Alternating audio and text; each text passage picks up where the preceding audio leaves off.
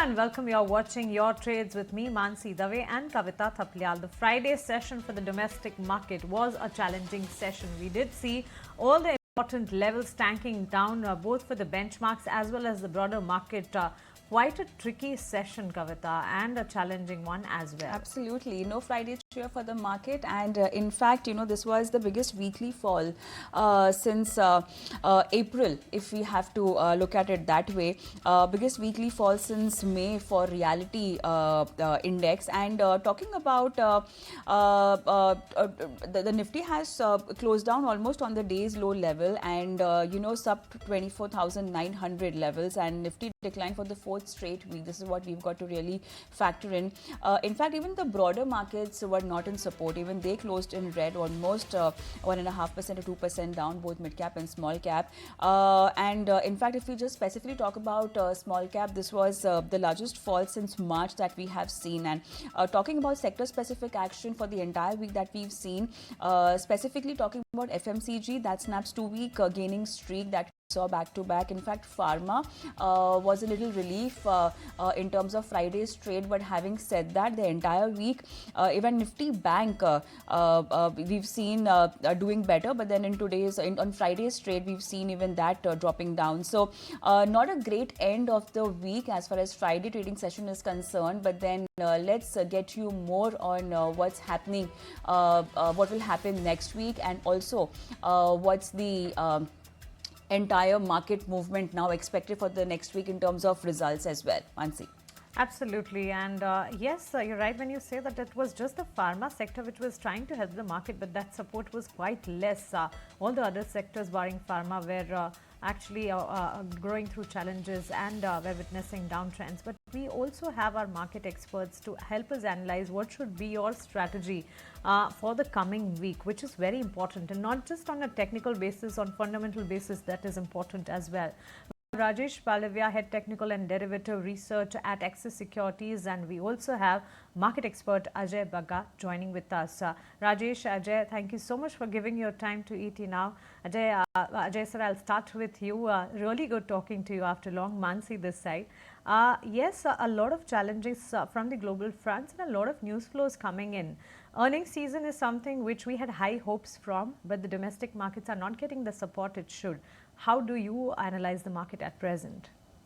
Yeah, three big things were really, pressurizing the Indian markets on Friday. If you look at globally, markets were down. MSCI Asia finished down 1%.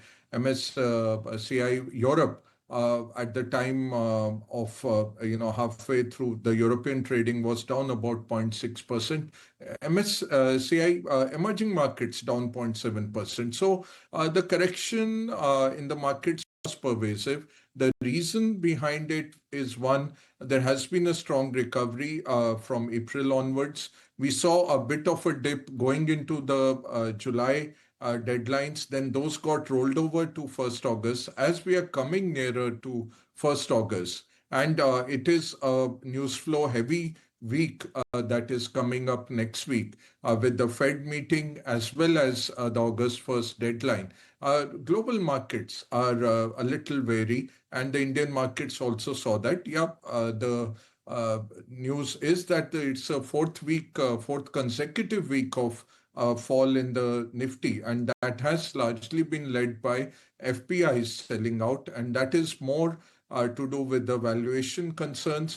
Nifty 1 year forward still at about 23.5 times, and the expectation was that given last year we saw a slowdown starting from March right up to September, we had thought that the June year-on-year numbers would benefit from the base effect, and we would have a double-digit overall growth in the earnings. That's not coming through. So far, what we have seen, there has been large disappointment, except for, say, refining margins have done better. But otherwise, margins have really gone down for most sectors, including banking. We have seen higher provisions and lower margins on the back of the rate cuts. So overall, a little underwhelmed on the earnings. Valuations high, global not supportive. That is the story of the Indian markets. Absolutely, Ajay. And in fact, when you spoke about FPI, in last four trading sessions, the number that's coming out as far as offloading is concerned, almost 11,500 crores worth of Indian equities that's been offloaded by the FPI. So that's definitely concerning, and also uncertainty that's revolving around India-US trade deal also. Rajesh, hi. Let me just begin with you now because, do you think we are closer to important support levels? In fact, what are the new support levels now, according to you, looking at the closing on Friday? And the entire week, what's going to be on your radar as far as Nifty and Bank Nifty is concerned? Good afternoon, Kavita. So looking at the breakdown which we have witnessed on the Nifty, now Nifty is trading below to 24,900, which was the major support area for the Nifty for this correction. And Nifty has decisively broken those support area, and Nifty now trading below to 50-day moving average. So I think looking at the weakness on the near-term charts, I think if we breaks below 24,800, I think this supply pressure can extend further, as 24,000 is still holding the highest put-based concentration, and break below 24,800 can open further more downside towards 24,700, even 600 kind of zone in the continuation of this down move. We are now entering in the expiry week for this series, and looking at the kind of cut which we are seeing in this current week, and the broader market has also witnessed a supply pressure. So I think this all, giving us some sign of, further more weakness in the coming week. Also, if we remain below to 25,000 level for next couple of days. Even on the Bank Nifty front, we are now almost close near to the major put-based concentration of 56,500.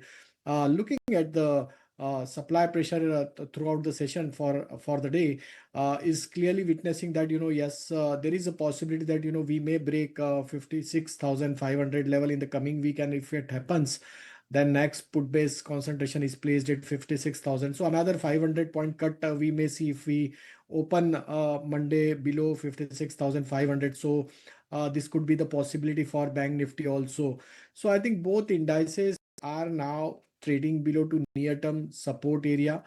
The way throughout the week we have seen supply pressure in the most of the large cap stocks is giving us sign that possibly we may see further more downside in the coming week also. That's right. Even further cuts expected on the indices. But Rajesh, good afternoon. Also, along with the benchmarks, the broader markets also did see sign of volatility, and yes, did close in the red pattern. Particularly for small cap, it was a straight sixth consecutive session where the small cap space didn't perform. In fact, for the entire week, we can say the small cap space did not perform. Having said so, for the broader markets in particular, what's your take? Mid cap, small cap, one should stay away from those at present since the markets are quite volatile? Yeah, definitely, Mansi. So we have seen a very significant, profit taking Nifty small cap. If we analyze, almost it is down 3.5% for this week. Even Nifty mid cap also corrected significant in this week.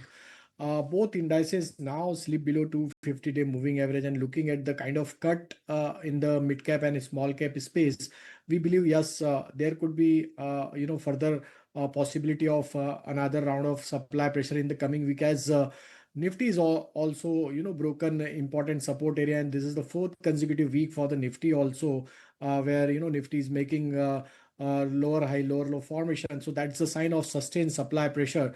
So I think Nifty small cap mid cap is also giving a sign that we may see further more down move, as there is no confidence from the earning fronts also. So I think the investor and traders are taking some profit in this kind of scenario.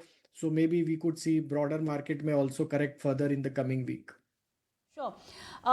Ajay, now let's just focus on sectors. I know that it's a very stock specific market right now, and definitely the earnings season has its own impact on the market trajectory and stock movements. Now, having said that, looking at the FDI that happened between India and UK, any specific sector that's going to be on your radar where we could see some cheers continuing maybe next week, or you think that's a story that market is already digested, and other sectors where one might be really wanting to focus on for next week? See, See, Kavita, it's a confusing market. I'll give Sure. you two small examples. One, pharma, Trump has promised that end of this week he's going to put tariffs on it. But we saw pharma rallying on Exactly. Friday. Yeah. So I really couldn't understand that, because if any one sector is at risk this week, it's pharma.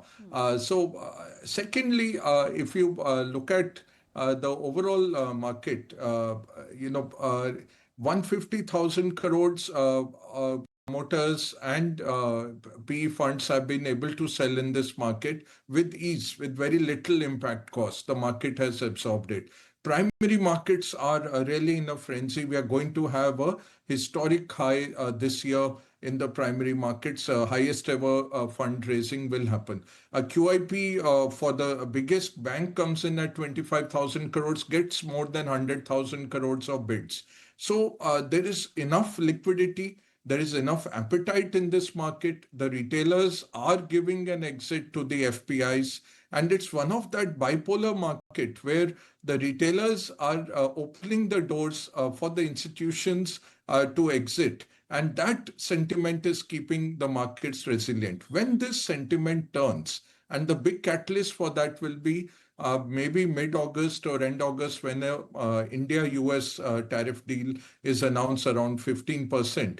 The market has discounted it, but when that turns, the 85% net short of FPIs will get squeezed very hard. So I would not recommend shorting this market. I would recommend to have faith in this market, and you're going to see better days once this big sword hanging on the markets of the US tariffs is removed. Talking about UK, the UK Parliament has to approve it, and they are talking about maybe it might take them a year to pass this legislation. So let's wait and watch. It will be good for all our labor intensive sectors like textiles, like leather, like gems, jewelries, small manufacturing of machinery, chemicals, organics, seafood, all will do better. Plus, Indians working on short-term visas in the UK, they will save money. Estimates put out by your channel are about 4,000 crores. That's a pretty tidy sum for Indian professionals working in the UK. So overall, it's a positive, but the markets have not really reacted to it. In the last 2 days of the week, both on Thursday and Friday, the markets have not really right now reacted to it because still the potentialities are being worked out and the UK Parliament has to sign it. Well, I completely agree to this. And in fact, Ajay, thank you for that genuine view for our market participants and for the interest of our viewers. Both our experts, all our experts, in fact, be it technical or fundamental experts, are giving one advice to have faith in the market, in the conviction, particularly for the longer term. The undertone of the market is bullish, but also to not take any decisions haphazardly, because the market is quite tricky, quite volatile, and there can be scenarios which will come from the global market which will have an eventual impact on the domestic market. However, talking about sector specific approaches, Rajesh, pharma was one which was helping the market, but not during the Friday session or this week at least, but we have seen banks and financials also supporting the markets. There were sessions where PSU banks were also doing good rounds in the market. Do you think if we get a downtrend, it can be an opportunity to enter in these particular sectors like PSU banks, banks financials for that matter, for a longer term, at least a positional term again? So, Mansi, if we analyze the banking sector, I think some of the private banks are still looking very attractive. Yes, PSU banks have shown some buying interest, but still they are in the consolidation mode. Stock like Union Bank, Canara Bank, even SBI, all these are stuck in the range only. Still breakouts are awaited. But if anybody wants to play in the banking space, I think some of the private bank like ICICI Bank, HDFC Bank, both stocks are still trading above to their breakout levels, and the kind of buying action which we are witnessing for these stocks at higher of this really, I think these two banks can be looked at from the banking space. So our choice would be ICICI Bank and HDFC Bank to play on the long side of trade. Maybe this volatility would give you some opportunity to buy these stocks at appropriate price point. So these two banks can be looked at, and those who are looking for little longer perspective or for next 3 to 6 month kind of time frame, I think yes, SBI is also placed at important support area of 800 to 780 is the range where one can buy and accumulate. On the downside, 760 should be your stop loss, but one needs to give 2 to 3 month at least time frame to buy and accumulate. And I think once SBI manages to give breakout over 830 level, then yes, really can be there in the SBI also. So PSU banks are still in consolidation, but yes, if at all market revive in coming days, so private bank would take a lead, and HDFC Bank and ICICI Bank would be our preferred choice. All right, so that's about the banking space. But then, Ajay, I would like to talk to you about auto sector now, since the FTA has no major impact on automobile sector of India. I'm talking about India, UK. What are there on your list, the likes of this particular sector, auto companies or auto ancillaries, maybe? Yeah, it's surprising the way auto in the middle started rising. I was very surprised because the fundamentals are very broken. Demand is really suffering. Anything that works, I think the only thing that works is tractors and maybe two-wheelers. So India, you have to divide into a very challenged urban consumption story, which is still not recovered, and a good, strong rural consumption story. So I think auto, wherever there is your servicing rural, will do better. Tractors should cross 1 million tractor sales this year, so that's good. You will see better margins for the tractor makers. Two-wheelers, normally 60-70% are sold in semi-urban and rural areas, especially motorcycles are more preferred there. So those should do well. Again, let the harvest come by October. I think you will see that recovery. For the rest, we are not seeing the demand. We have a Chinese rare earth sword hanging on the auto market. We have seen EV production being cut down in July, and it could stop in August if we don't get those magnets, if we don't get those raw materials from the Chinese. So a little bit of trouble is brewing. And then exports, we are seeing the Trump tariffs of 25% on auto and auto ancillaries. Those are already there. If you look at the global auto majors, right from Volvo to Volkswagen to Stellantis to even General Motors, each of them has talked about anything from 500 million to $1 billion of hit to their earnings because of the Trump tariffs. So I don't see how our smaller players will really escape from that. I would not be betting on the auto segment for now, unless India gets a carve out, like the Japanese got a 15% tariff. If we get a 15%, that will be positive, then the stocks could run up. So again, it becomes a very binary decision, very difficult decision, poor on fundamentals, but news flow could transform it and change the fundamental story going ahead. So slowly you can invest in them, but wait for August. I would say look through August. Once we have some certainty on the Trump tariffs vis-a-vis India, then you can look at that. I hear you, Rajay. Amidst geopolitical conflict, global uncertainties, the monsoon is all on set, up and running. Rajesh, if you have any scripts on the basis of seasonality factor, and apart from that, your trading ideas also we would want to know. So I think for coming week, two stock ideas, one on the long side, one on the short side. As we speak, like pharma and healthcare space was showing good traction in terms of buying. Most of the stocks are witnessing good amount of buying interest. So from healthcare space, Fortis is looking very attractive. The way stock is trading near to its all-time high trajectory, series of high top, higher bottom formation in the counter. Stock is moving in up sloping channel on the weekly chart. Long built up is there in the derivative data. So I think Fortis one can look at to buy 880. We are projecting target for near term to short term perspective. So buy and accumulate would be the strategy with stop loss of 820. On the short side, Siemens is looking weak. Stock now broken down. It's 50-day, 100-day moving average support area. and the way stock has broken the important support on the weekly chart, I think this stock may witness furthermore sell-off in the coming week. 2970 could be the next target on the downside for Siemens. So one can go short in this counter with stop loss of 3090. Stock specific recommendation which you can prepare yourself for the coming week. Rajesh and Ajay, thank you so much for giving your time to ET Now. Thank you so much. Have a great weekend to you.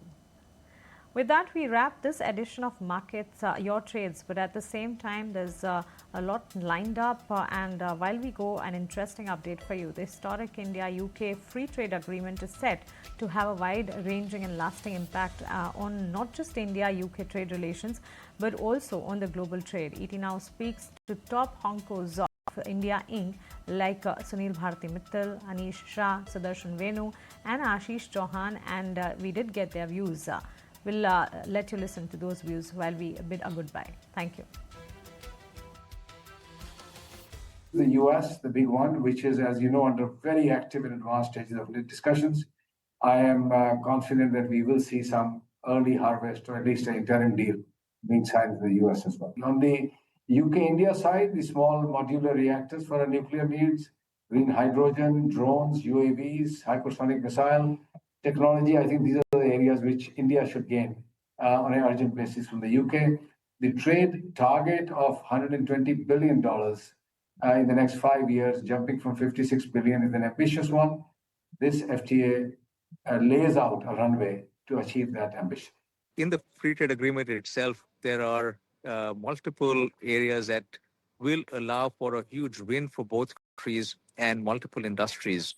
And in auto in particular, we feel that it has been drafted well, and we will be able to export to the UK. It will strengthen the Indian industry as well. This, I think, will substantially strengthen investment and job creation and further strengthen job creation in India and lead to an even greater growth of exports in the coming years. We are manufacturing Nortons in the UK and we will manufacture in India as well.